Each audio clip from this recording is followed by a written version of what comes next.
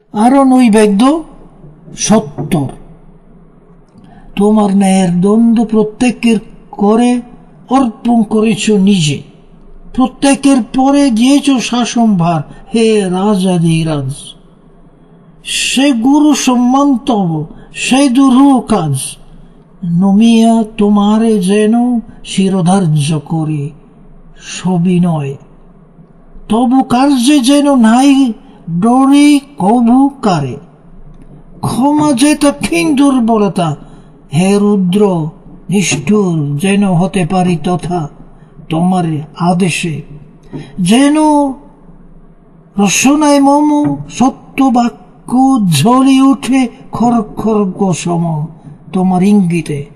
যেন রাখি তব মান তোমার চিরাসনের লয়ে চিরস্থান।